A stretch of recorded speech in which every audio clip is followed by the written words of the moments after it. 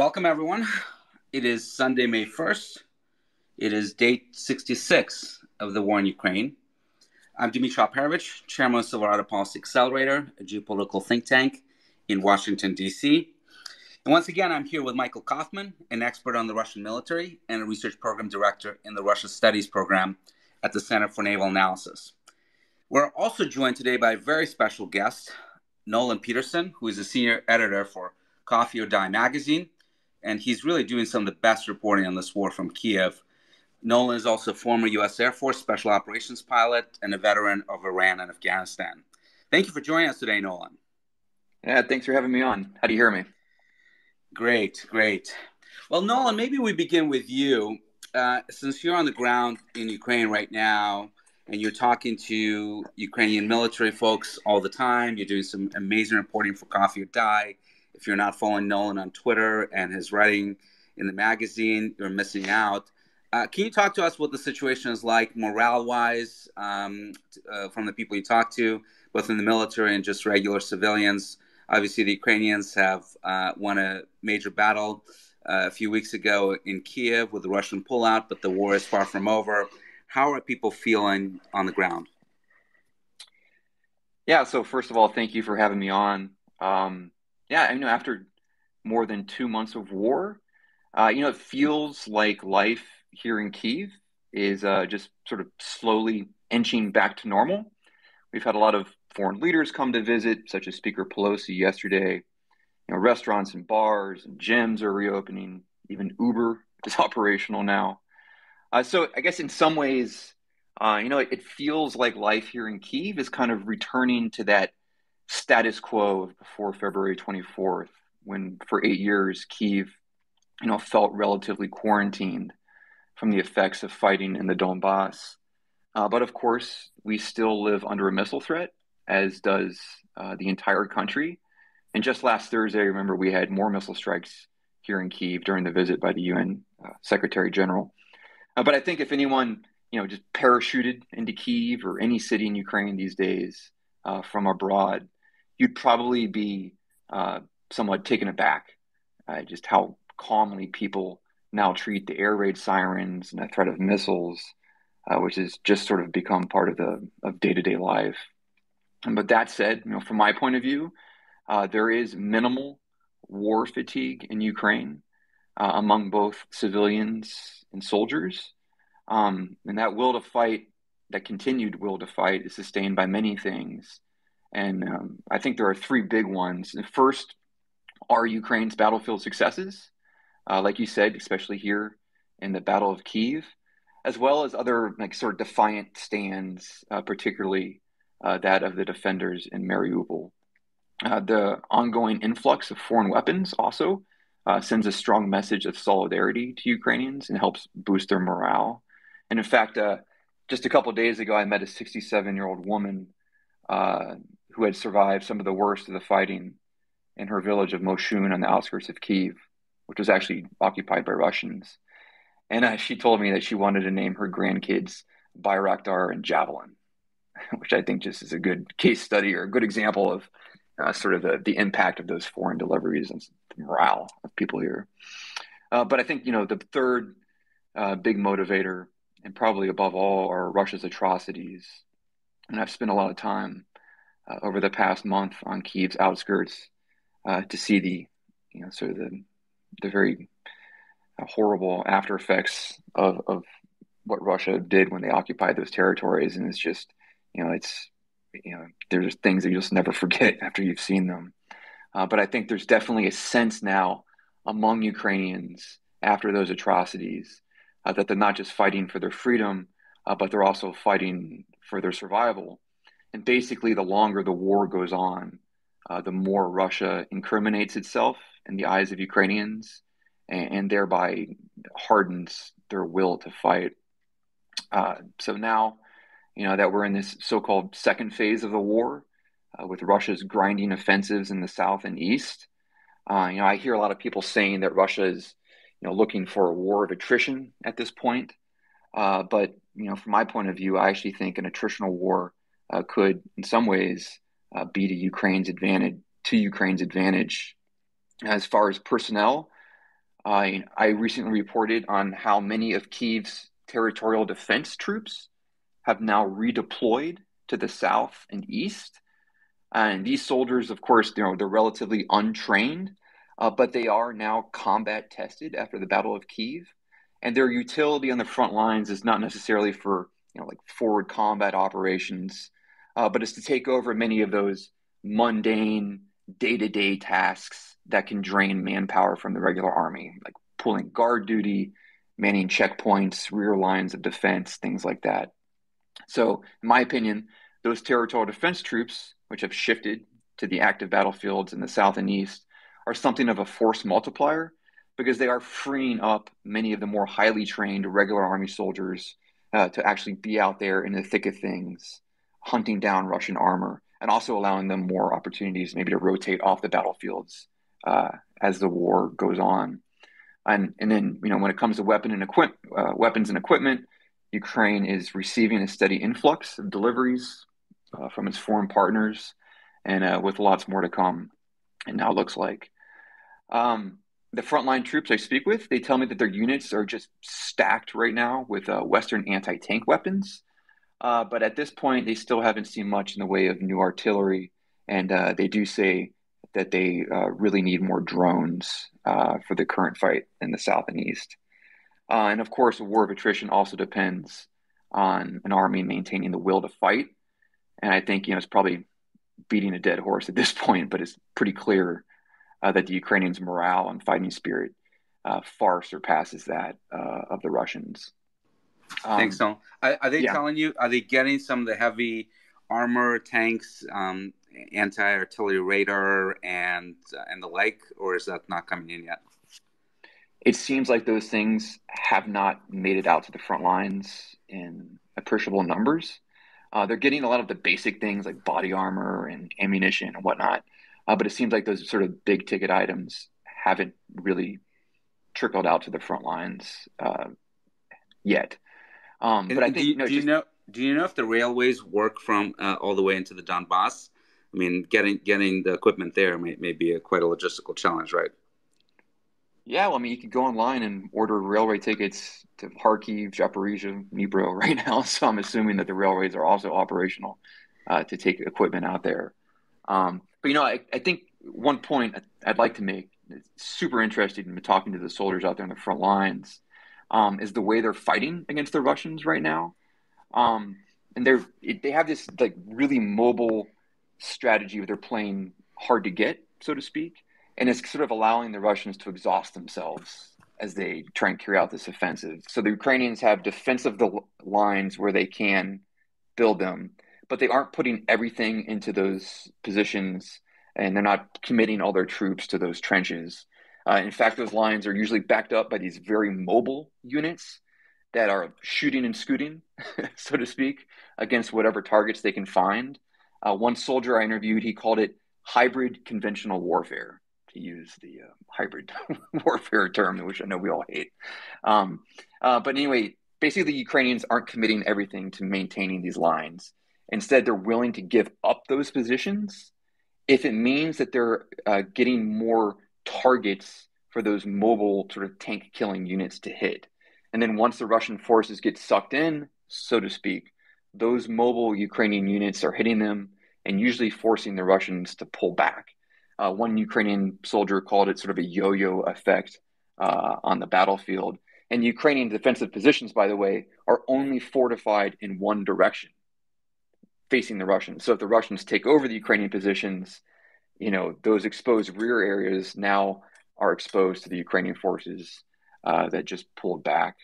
So anyway, these really mobile sort of dynamic tactics on the battlefield, I think really, they underscore how, the Ukrainians have prioritized creativity and the autonomy of their frontline units over the past 8 years.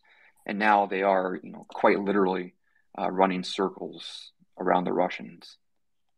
That's very helpful. I'm curious, when you talk to the regular people just out on the street in Kiev, do you ever Mm-hmm. ask them what they think a win would look like in this situation? What are they expecting? Obviously, they've preserved their country, they've preserved their government, that they're democratically elected. They may win the fight for the Donbas, but are they expecting sort of to push the Russians all the way back to the 2014 lines? Are they expecting to even take DNR and LNR and go back to before 2014? Do they have aspirations even after Crimea? Like, what do the regular people think is achievable here? Yeah, I think, it definitely depends on who you talk to. I think the more like gung ho types would say, like, we're going to fight and get back all the Donbass and then we're going to go on to Crimea. But I think the more sober minded people with probably more practical outlook on things, I think the general consensus is just to fight back to the February 23rd status quo and get back to that point. So take back like Mariupol, for example. That would be the expectation, but then again, just from my point of view, that's going to be tough. The Ukrainians are fighting a really smart defensive war right now, but then when you flip the tables and suddenly they're trying to take back terrain against the Russians, it's going to be a whole different ball game. So I think that you hear a lot of people saying we want to get back to the February 23rd status quo, but that could be a tall order. Got it. And what are people's attitudes towards the Russians? Not just the Russian military, but the Russian population. Do they view everyone now as an enemy? Is this entrenched now, even in the East, where traditionally you had a population that had relatives in Russia and so forth, in a much more positive situation? Is that all gone after Bucha and all the atrocities that they're seeing in Mariupol and elsewhere? Absolutely. Yeah. I mean, I think Russia, in my lifetime, in our lifetimes, has forever lost any shred of influence in Ukraine. I mean, it's just, my wife, who's Ukrainian, her family lives in a Russian speaking area. And prior to February 24th, you could walk around her hometown and, there's people weren't like, they weren't pro-Russian, but they were kind of on the fence, you could say. But now when I've gone back down there after February 24th during the war, it's just pure hatred toward the Russians. And I think, the ultimate irony, and, most of us, it's just clear to us, but the ultimate irony of this war is that the people that Russia pretends to help, that they pretend to be here to liberate, the Russian speaking population in Ukraine are the ones suffering the most, in Kharkiv, Mariupol, and other places in the Donbas. They are really suffering and they've gone through hell. And so I think that even those populations, which might have had some sort of lingering affinity for Russia, it's gone and it will forever be gone. Moreover, families are being ripped apart right now because many Ukrainians communicate with their families in Russia who are just sort of glamored by the propaganda and they believe, Russia's lies about the reasons for the war and the way it's being carried out. And so that I think that Ukrainians, they're willing to sever family ties because their hatred for Russia now runs so deep. So, whatever political goals Russia may have started this war with, I think their brutal tactics have made the ultimate achievement of those goals an impossibility. Right. Have you talked to anyone, I'm curious, in Kherson? Obviously, there's a lot going on there right now. The Russians have activated their propaganda, turning on the news channels there.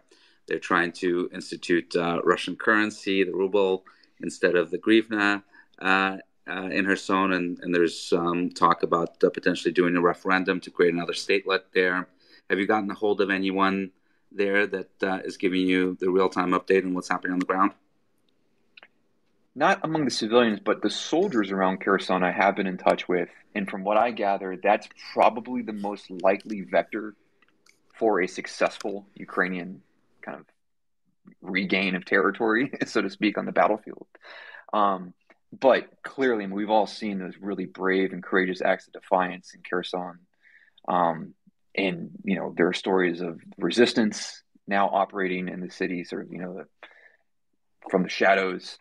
So I think that Kherson is one potential place where Ukrainians could gain ground, both from the military perspective, they might have a better chance in that direction, but also because the population there is clearly, pro-Ukrainian, and I think that Russia will have their hands full trying to maintain their grip on that place in the long run. I think that the presence of an underground resistance movement there is something that, if Russia is able to maintain control, is going to be a big problem for them moving forward.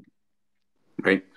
And one other question, and I'll go to Mike here in a second, but you've written a bunch of great things on the Ukrainian military transformation over the last 8 years. How, of course, before 2014, it was very much a Soviet-style military, not unlike the Russians, despite their reforms preserving much of their sort of doctrine for fighting. But the Ukrainians really, with Western help and training, have changed a lot. Can you talk a little bit about that, about some of those transformations that you've now seen paying off on the battlefield?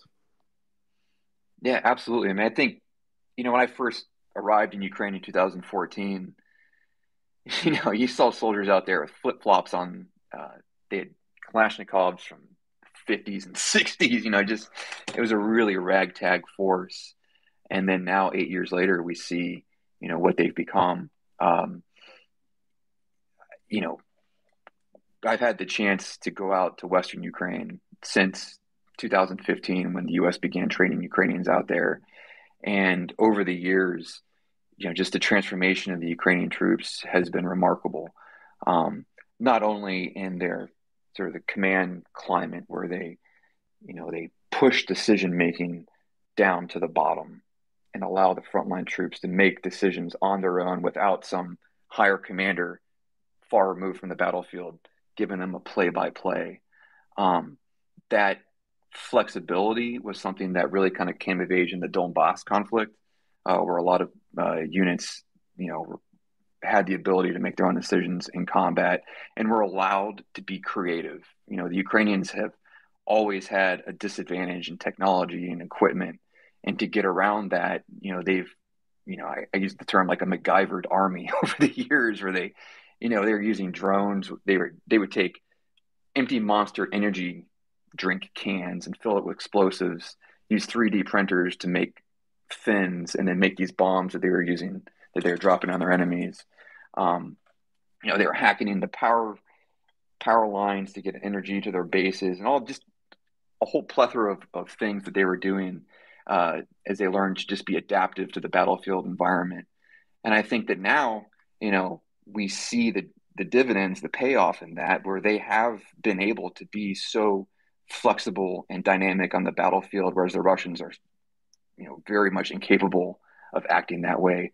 And also that creativity has created, I think, a mindset and a climate within the Ukrainian military, which has allowed them to take hold of all these new and unfamiliar Western weapons and very quickly learn to use them and incorporate them onto the battlefield in a very lethal way.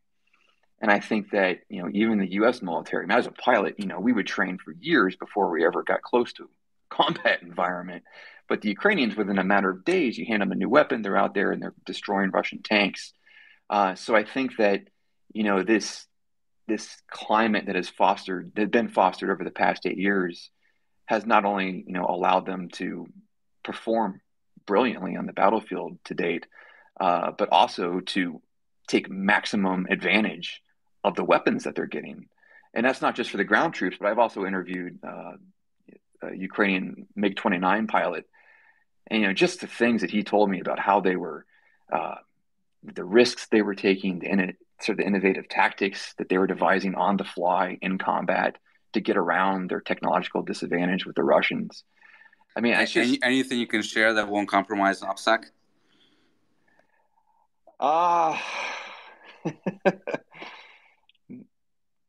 When I write the book about it, yeah, I can reveal all of it. Fair enough. But I think, flying really low, really fast, and choosing the time and place of the engagements, I think maybe one thing that, they're not out there trying to protect everything.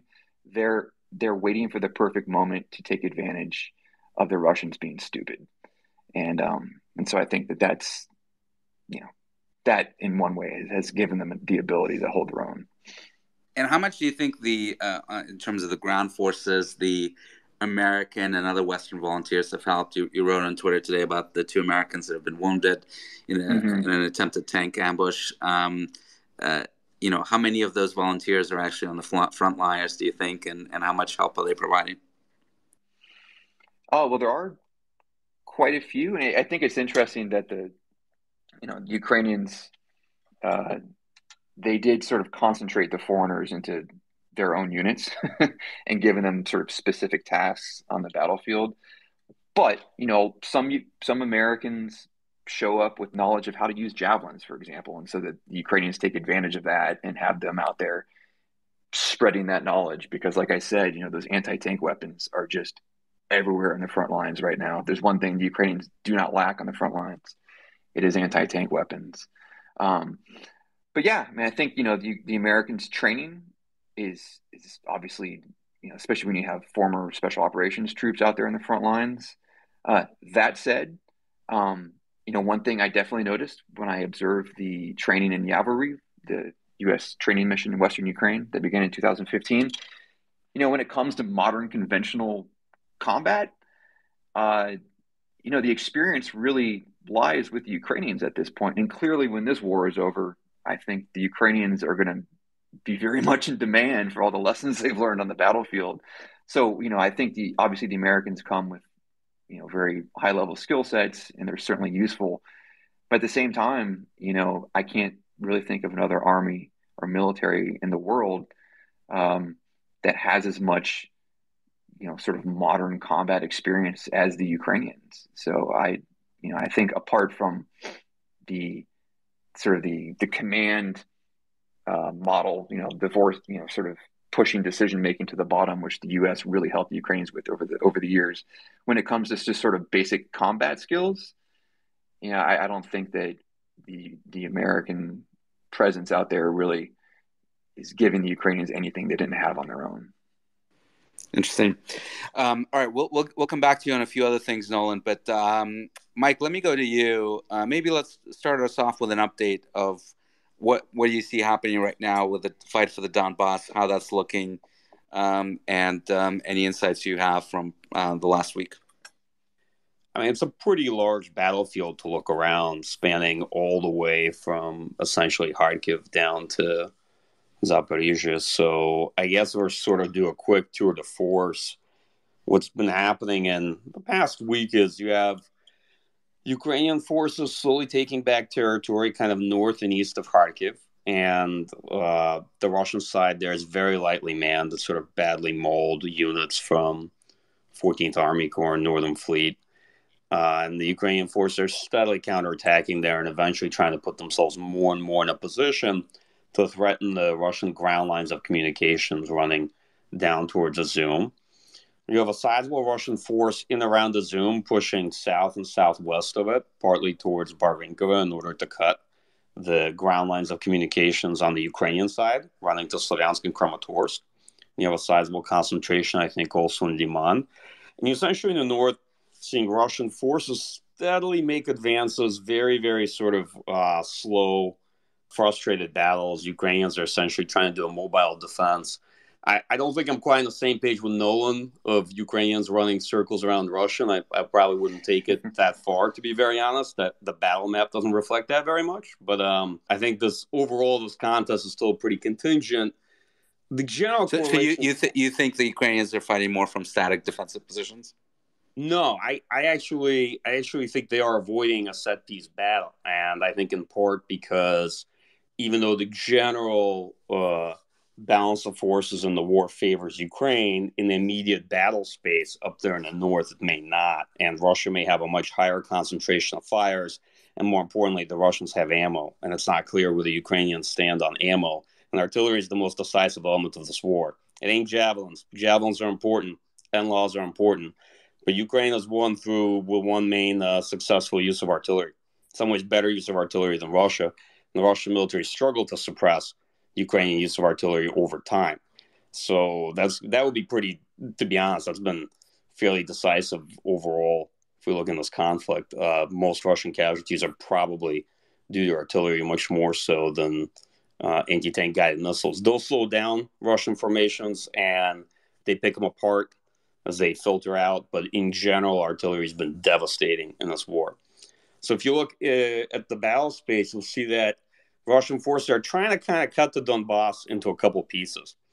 They are trying to cut Slavyansk and Kramatorsk off from ground lines of communications to the west, and also from Ukrainian forces in Severodonetsk. And they're trying to cut Severodonetsk as a big salient as well. And you see Russian forces trying to push through in the north through a town called Liman, and further south through a town called Popasna to essentially see if they can steadily punctuate Ukrainian lines and create, one envelopment there and another one around Kramatorsk and Slavyansk. And then if you go further along the south, you see generally sort of Russian strikes against Avdiivka. This is along the long-standing line of control now in the Donbas. And, I think if you look further southwest, you see a lot of fixing attacks across Zaporizhia. There's been sort of a long, sustained series of fights there over a range of towns. There's about 4 of them that are important to holding the line and to Russian forces trying to break through and trying to at least get access to the southern part of the Donbas from those advances. Okay, beyond that, you have them trying to consolidate a perimeter around Kherson City, west of the riverbank, and pick strikes and fights there. In general, I describe the effort this way. The Russian military is definitely approaching this fight a bit smarter than they did the first phase of the war. There's a lot more reconnaissance and force, followed up by heavy use of artillery and airstrikes. And so they're fighting in a much more sustainable fashion, taking fewer casualties and suffering less attrition. On the other hand, Ukraine's defending pretty smartly. There isn't sort of any visible general large breakthroughs. I don't think those are necessarily going to happen. And the battle line, if it shifts, is going to shift fairly slowly and steadily. And Ukrainians are also being smart about not being pinned where they have a worse correlation of forces. So overall, it's still pretty contingent. I mean, you can see definitely Russian military making some gains, but you can also see them getting exhausted over time as this fight goes on. And they don't have reserves mobilized. They've suffered considerable losses in manpower and equipment, whereas Ukraine has generated very sizable reserves. And eventually, Western equipment and all the equipment that's been supplied by European states that essentially had maybe late-gen Warsaw Pact gear, that's going to be used to turn Ukraine's manpower advantage into actual brigades, generated brigades with combat power. That's where we are. I'm not going to repeat what I've said in previous chats, which is essentially that at peacetime strength, I'm very confident that for Russia, this is likely going to be the last major offensive, no matter what happens in this particular fight, because without mobilization, they're not in a position to sustain a war, whether it's a war of attrition, whether it's a more positional fight, however you want to call it. Got it. Very helpful. A couple of follow-up questions, Mike. So with regards to Mariupol, are we now starting to see major units from Mariupol move into the fight for the Donbas now that they've pinned the Ukrainian defenders at the Azovstal steel plant? Yeah, that's been the case for, I think, for a week now. They're still fighting around Azovstal. There's still Russian units trying to inch and take territory around it. You can see a lot of combat videos from different parts of that sector. But I think what forces they've already shifted from Mariupol north to reinforce the Southern Military District units' attacks. I don't think Southern Military District has sufficient combat power for any major breakthrough in the south, though. I think that's primarily a front where they're trying to fix Ukrainian forces so they can focus on kind of the north and the eastern part of the Donbas. Is there any danger to other cities in Zaporozhye, Kryvyi Rih, Dnipro? Do you see any movements towards those places? Yeah, I got to tell you, from my point of view, not really. I mean, Zaporizhzhia is probably the most vulnerable.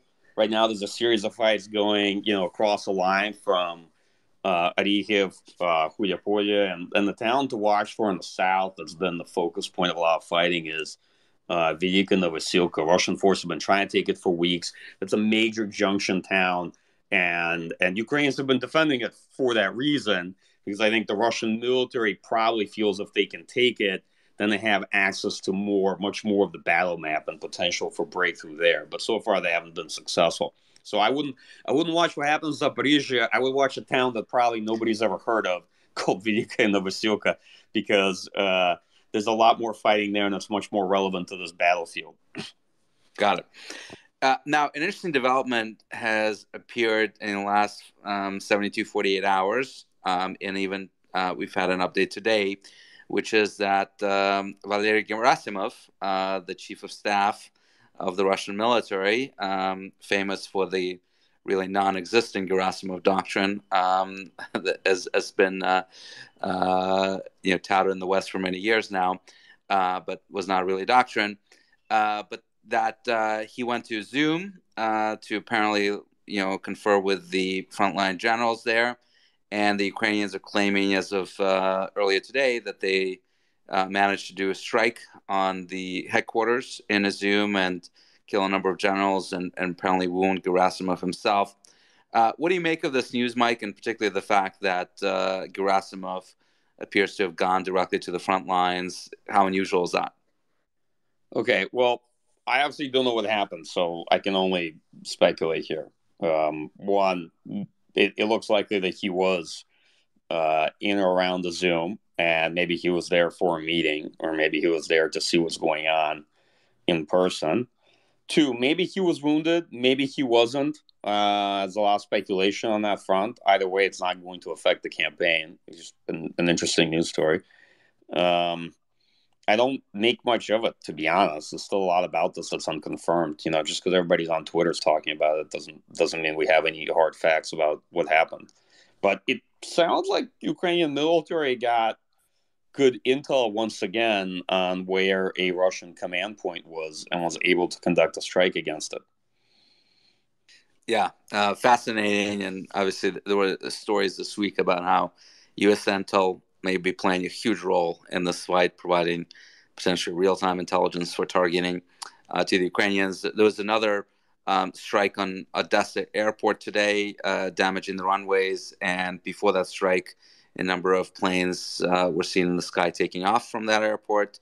So Ukrainians may have gotten advanced knowledge that strike was coming. Really phenomenal use of intelligence there.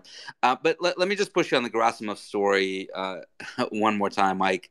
If the chairman of Joint Chiefs goes to the front lines of a major fight where U.S. forces are, that's a big story. In this day and age with telecommunications, video conference, etc., is this a representative of the fact that things aren't going well, that he's not happy with the potentially pace of operations there, that he felt that he needed to fly to Izyum and put himself in danger to confer with his folks directly? Maybe, but probably not. For all you know, he was there to hand out some medals or something else. We don't know why Gerasimov. He couldn't do that from Belgorod. He had to go to Izyum. Who knows? If you're asking whether Russia has the telecommunications technology to do it remotely, Dmitry, they do. Okay, trust me. They also do PowerPoint. They're just as afflicted by that as we are. So they have command centers. They have a director in military operations. No, he doesn't need to be physically there. So it's a good question as to what he was doing down in Izyum and why he went all the way down there as opposed to, let's say, Belgorod. Obviously, people could have just come up from Izyum and met him somewhere else in Russia. It's not that far away. Right. Let me ask you about artillery. You mentioned this already, that the Ukrainians are using artillery very effectively, using UAVs for targeting and fixing artillery strikes. Why aren't the Russians doing a better job of it, given that their entire doctrine is oriented towards heavy use of artillery? Yeah, that's actually a great question. So when this first started out, you saw Ukrainian military actually do recon fire a lot better, using drones, setting up ambushes to tie down Russian formations, and then shellacking them with artillery. Okay, and it also does feel like Ukraine is benefiting from a lot of, let's put this, higher level intelligence about Russian force presence and movements that I see increasingly might be coming out in news stories. But on the Russian side, you definitely see that early on, really bad force employment and organization. Part of that, of course, was them thinking they were doing a quick regime change operation, not organizing anything for a real war, and not telling the troops they're going to be sent into this kind of fight. Part of it is sort of force composition It looks like they have artillery attachments in the larger BTGs, but it's still not clear what that force structure looks like. I think there are a lot of assumptions early on into the war that may not prove true. For example, about the real structure of some BTGs, how much they vary, because it looks like they vary dramatically, probably between 400 to 900 men per BTG. And more importantly, unemployment. So you didn't see for the first week the Russian military really doing a lot of this recon fire, recon strike stuff they've been talking about for years. People like me have been covering writing because we saw them using it in Ukraine in 2014, 2015, and saw them using it in Syria as well. And only later on did you start seeing Russian drones appear, Russian drones doing actual targeting for Russian artillery, things like that, and more importantly, Russian artillery mass. But I think one of the things you definitely see is at first, Russia may be able to use artillery effectively, but they're not that great at counter battery fire, and they're not that good at suppression. They haven't been able to effectively suppress Ukraine artillery. That's been one of the main faults of at least at the tactical level of the Russian military. The Ukrainians used artillery very effectively. I'm sorry, despite all the kind of TikTok imagery of this being a javelin and NLAW heavy war, the real success story more often than not is Soviet tube artillery that they inherited, and they're just using it better. Obviously, the defender has big advantages in ground warfare. That part's true too, and we should comment on that. But nonetheless, you see Russia's not performing nearly as well. Why, as always, will take time to unpack. I hardly have the answers to half the questions. But at the very least, Dmitry, at least this far into the war, we're starting to ask more and more of what the right questions should be. Okay. A lot has been made about May 9th, the potential declaration of victory. There are apparently now posters in Russia talking about Victory Day 1945-2022. They're being plastered all over Moscow. It's 8 days out from now. Any chance that this battle is going to be over one way or another by May 9th, in your estimation, Mike? No. In my estimation, no. And I'm not attached to May 9th as a date. I'm not sure why other people are so attached to it. If this war doesn't end on May 8th, I assure you it'll keep going beyond that, okay? Just with high confidence. I also don't think Putin's necessarily going to announce anything on May 9th either. And I don't know what else to add. Maybe we'll see Gerasimov there with, some bandages on his arm or something from being wounded in the Izyum. That's about the only thing I can add to the May 9th conversation. It's a puzzling fixation. Yeah, well, apparently it was actually a leg wound, according to the reports. So maybe he'll be limping. Although I do think that on May 9th, Putin is going to give a speech, and we'll probably talk about successes like Mariupol, and potentially, some villages in Donbas that they may have taken, and broader sort of suppression of quote unquote Nazis and the like. One more question, Mike, that I thought might be interesting at a tactical level. Our friend Rob Lee posted a video today of the first T-90M tank that he has seen on the battlefield so far. Obviously, modernized tank. A lot of what we've seen have been much older equipment going into this war. Is this a reflection of maybe the Russians have kept their more modern equipment out of this fight for fear of potentially needing it for NATO fight if NATO decides to engage, and now they're maybe moving some of that more modern equipment into the Donbas? Any thoughts on that? I mean, I think if anything, it's a reflection of the fact that they've lost a lot of equipment. And T-90M is the best tank in the Russian military by far. They only have 1 battalion of those, at best, maybe 2, right? I haven't checked my count lately. And a lot of their units have been pretty badly mauled in the tank and heavy armored fighting vehicle category, right? If we sort of include tanks, infantry fighting vehicles, and vehicles of that type, they probably lost 15 to 20% of active inventory, which is pretty significant. I don't think that things like T-90M are being sent in now because necessarily because they were held in reserve. I think they actually need some of these. They need some of these units. It's definitely a much better tank, but at the quantities of which they have available, it's not going to make a difference. And the main issue with tanks that they've been using isn't the level of modernization in this war. I mean, at the end of the day, Many of these tanks are quite vulnerable to the types of missiles we provided. Tanks used unsupported is the biggest problem. As I've spoken before in our discussions about the fact that the Russian military's problem is not tanks, it is a lack of infantry to support armor. And part of that is by design. And part of that because of readiness levels and how they're trying to use this force. When you get down to the battlefield, they don't have much infantry to dismount to support either fights in urban environments or their vehicles, especially when they get into ambushes or to screen them. And some of those big choices and some of the big problems they're having in terms of force availability have really come to bite them in this war. Got it. Nolan also talked about some of the innovative tactics that the Ukrainian Air Force pilots are using today, flying low and what have you. What role is the Air Force, either Ukrainian or the Russian Air Force, playing in this new phase for the fight for the Donbas? Is it still mostly ground war? I mean, so on the Russian side, you definitely see air power being used more and more, but it's not being used very strategically, right?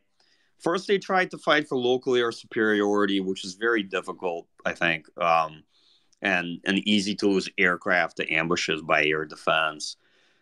They've fought a war of attrition with Ukrainian air defense, a lot of the time using artillery and drones actually to take it out because Russian air power tries to take on the SEAD mission, but isn't that good at it. Increasingly, you see them trying to do close air support, but the challenge, of course, is proliferation of man-pads on the battlefield, right? Short-range air defenses and man-portable air defenses makes it very hard for Russian helicopters to be effective. Makes it a very dangerous mission for the dated attack-type aircraft like Su-25 that they have.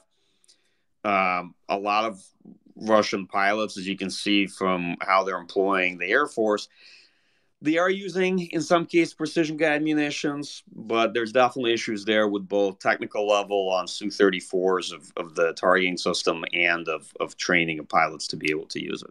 So, air power's in the fight.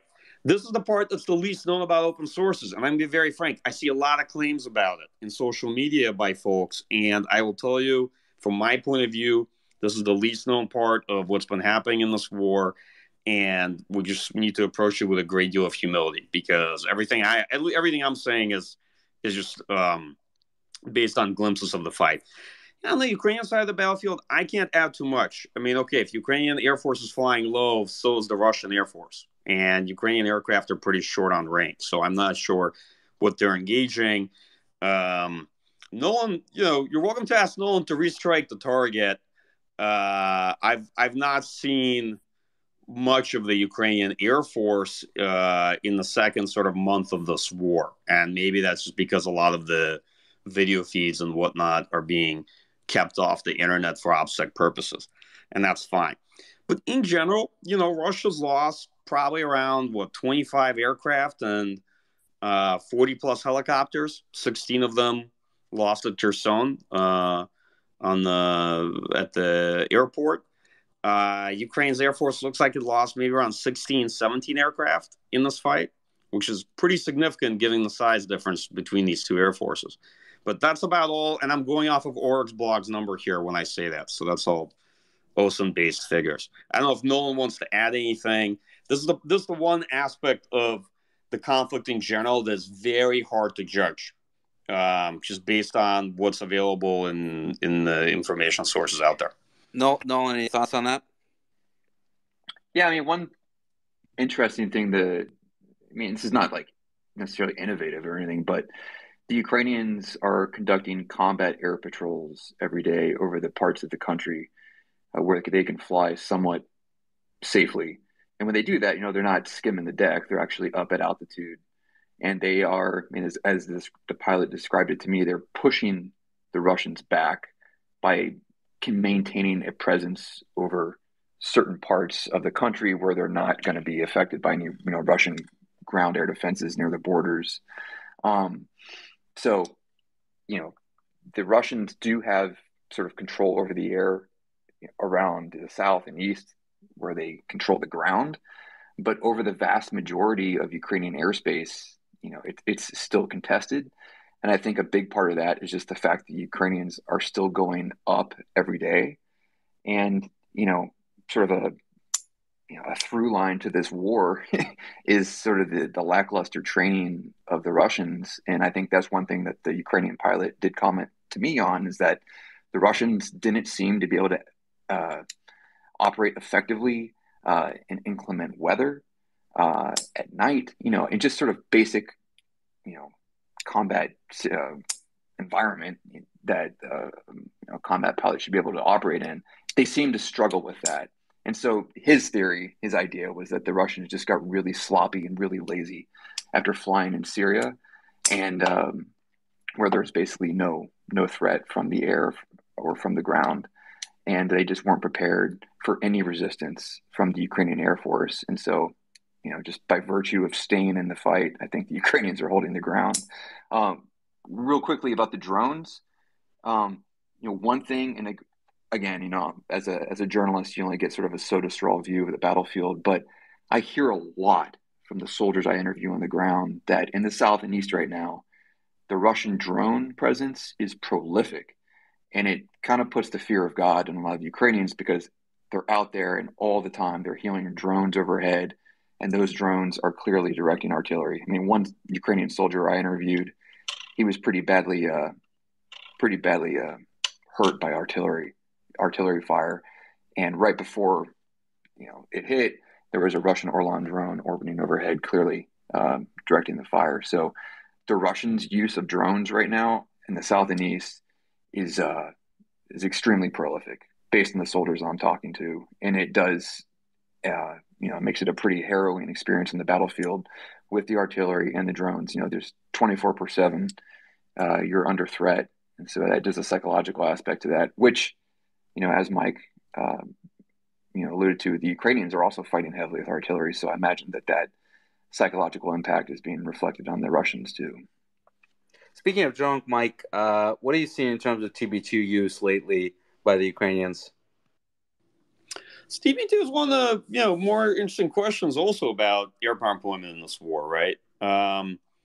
Ukrainians had some pretty good success with TB2s during the first month. Saw quite a few videos, saw some good strikes. Was even surprised. For example, people like me assumed, of course, that Russia would start this war out with an air campaign, planning for a serious fight, and would try to take out Ukrainian TB2s and the Ukrainian Air Force on the ground.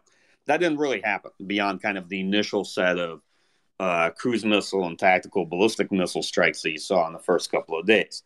A lot of things that folks predicted in terms of what the Russian actual plan would be didn't happen.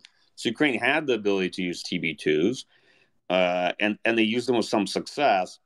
That said, you also saw a lot of the videos drop off precipitously in the past month, and now you're increasingly seeing TB2s that are being shot down in some regard over Russia. So you see that Ukraine's probably using TB2s to conduct some of these deep strikes against critical infrastructure in Russia. And some of the ones being shot down look like they're brand new batches, as they were made after the war started by Turkey, which gives us a little bit of an insight as to the fact that Ukraine likely ordered more TB2s and has started to get additional shipments. What's happened with the TB2s, though, again, this is a very good case in point about why you've not seen a thread or something written on air power by folks like me, at least. Depending on who you talk to, Ukraine has either lost very few TB2s or basically all of them from the initial number that they had going into the war. And that gigantic delta of perspectives of people who kind of claim to have knowledge in the space gives me a lot of pause, right? So because of that, I'm reticent to speak not as to what the TB2s have been able to achieve, but more about sort of kill-loss ratios and things of that nature, and the overall combat effectiveness of the TB2. Okay, and I know TB2 has a particular avid fan base out there online, so please do not come after me. Yeah, that's the entire country of Turkey maybe coming after you. I'm sure that their export numbers of TB2s, both to Ukraine and everywhere else, are going through the roof right now. Mike, one more question here, and we touched on this last week as well, but you continue to see a lot of quote-unquote accidents and explosions taking place in border cities in Russia. Just today, you had another explosion in Belgorod. There's a report of a rail bridge near Kursk, mysteriously going down. At what point do you see the Russians really responding with overwhelming force to this, or have they already done this and they really have no other options to respond? Clearly they know that some of this is sabotaged by Ukrainian forces or sympathizers. Do you expect them to do anything about it? I mean, I'm not sure if we're talking about the sabotage on territory they control. I'm not sure what they can do. I was actually surprised we hadn't seen more of that in the first 2 months, particularly in Kherson and Zaporizhia. If you're talking about I'm talking about in Russia. In Russia, if you're talking about deep strikes in Russia, Ukrainians have been doing it with a mix of approaches, right? Some may be sabotage, some may be TB2 strikes because we're seeing TB2 shot down over Russia proper, right? So we can assume that's what they're doing there. Maybe one or two are with the remaining Toshka arsenal and what they can reach with those fairly inaccurate but nonetheless pretty effective SRBMs. So you've seen the Russian military respond across Ukraine, targeting Ukrainian critical infrastructure too. And that's part of a response, but really it's part of a campaign. But what else can Russia do? Let's be honest. First, they're probably running pretty low on long-range precision guided weapons at this point. All right, surefire sign they're firing CDCMs, coastal defense cruise missiles, right, that have a land attack mode but aren't really meant for it. They're pretty expensive, pretty sophisticated missile against surface targets. Like you're increasingly seeing them use missiles that can hit ground targets but aren't really meant or optimized for that mission set. So I suspect they're starting to run low on cruise missiles because they have to have a reserve, both one for NATO and for nuclear employment missions, right? Whereas Ukraine is fighting an all-out war, Russian military probably has some bottom number that they have to keep in reserve for other fights and other missions. And the Russian Air Force, as you can clearly see, is supporting the overall campaign of Donbas, and I think is probably doing it better than they were fighting in the first month of the war. But probably most of Ukrainian airspace isn't contested, right? That's, and I don't think they're going to venture far into it because then they're going to risk running into Ukrainian air defense or even Ukrainian aircraft, which are probably much more operative at this point. So I'm not sure what the Russian military can do. The only big challenge here, Dmitry, right, is it's clear that there aren't going to be negotiations that go anywhere in the near term, probably even in the medium term, from my point of view. The big debate is Vladimir Putin going to look at the situation and declare a general state of war and enact national mobilization or not? If he does that, it doesn't automatically solve Russia's problems or change Russia's fortunes, but it's a very significant political decision, and it will alter Russia's staying power in the conflict. One of the things he may leverage to do that is these sort of series of attacks on Russian territory, which is why I suspect Ukraine is not taking credit for them while continuing to prosecute them. Okay.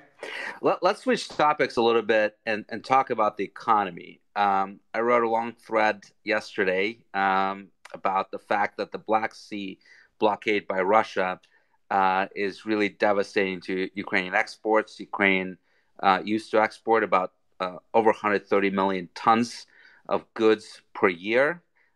Today, through rail, they're hoping in a couple of months to get to just about 1 million per month, 12 million per year. So just a fraction of what they actually need. Nolan, I'm curious, what are you seeing sort of in day-to-day life in terms of impact on people, both from the economic devastation of the war itself, but also from this devastating blockade? Are people worried about their jobs?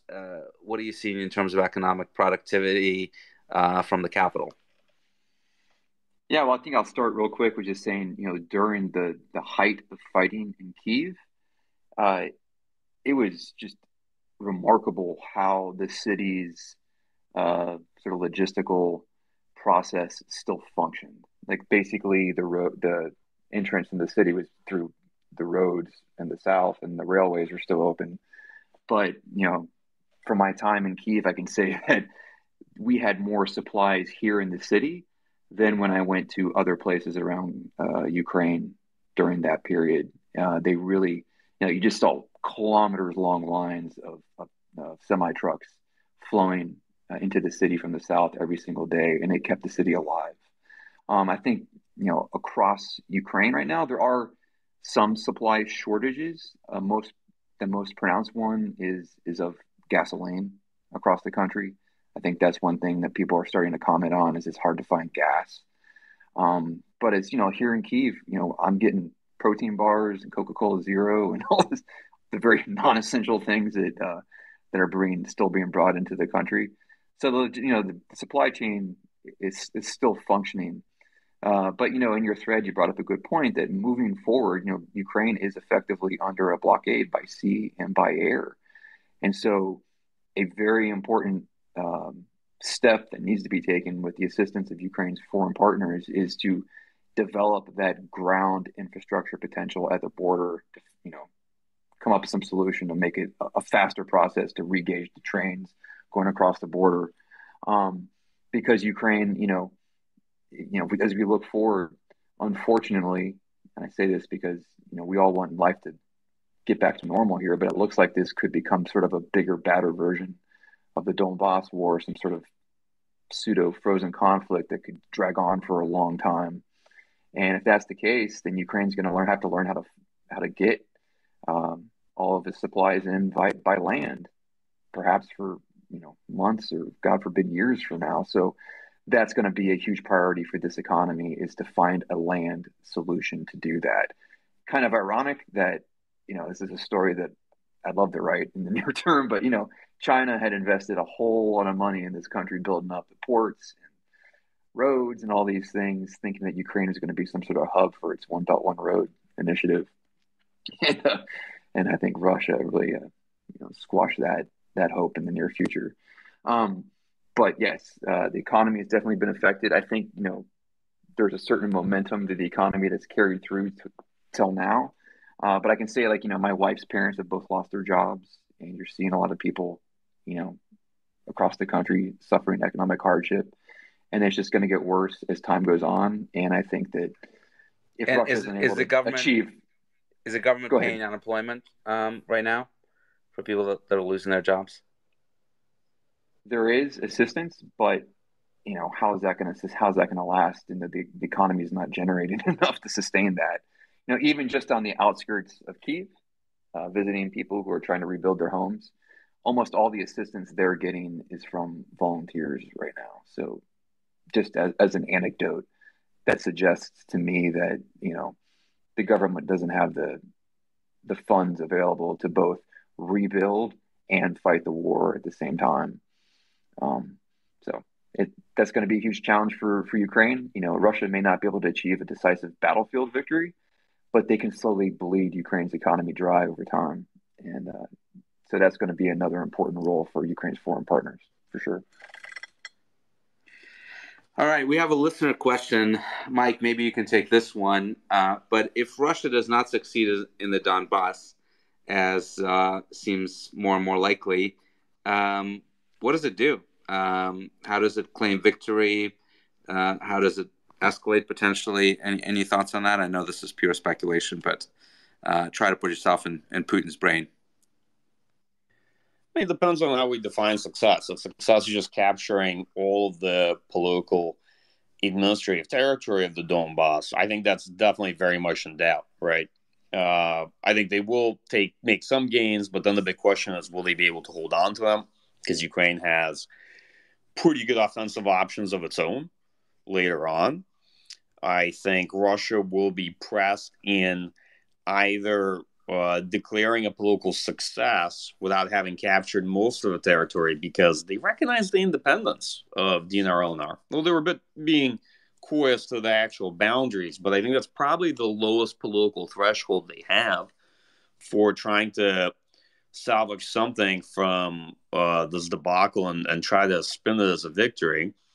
So there's a good chance that if they're not successful, Putin will reframe this as a larger conflict. I see a lot of, I'm trying to think the best word for it, maybe preliminary prepping of the information space in Russian media to try to say, hey, this is not really a Russia-Ukraine war. Ukraine's just a proxy in a larger Russian-NATO war, and that NATO is the real adversary, right? So if there is a second defeat that they suffer, they'll probably blame NATO for it, and then he might try to spin that into why a national mobilization is required. But there's a good counter argument as to why Russian political leadership doesn't want to do that. I think the reason's straightforward. If Putin does that, he can no longer define victory down to whatever basically he wants. Now it has to be with fairly maximalist end goals, and the political objectives were going to be much harder for him to control in terms of what he could set. He's going to mobilize the country. He's going to have to promise, something quite more significant than just the Donbas. As far as the war goes right now, there's still options for Russian political leadership to define victory down. The big thing is everything I've seen suggests to me that Putin doesn't want to do that he intends to keep fighting. And that could be either because he doesn't understand the reality of the situation in terms of Russian forces and their prospects on the battlefield. Could be that he's being told that, but nonetheless, he believes that the Russian military will just win and persevere. Leaders of great powers often have this presumption that because they're in charge of such a great country, that they have these sort of unlimited resources and they might be able to win no matter the odds. That they may not have a really good understanding of the relationship between ends and means.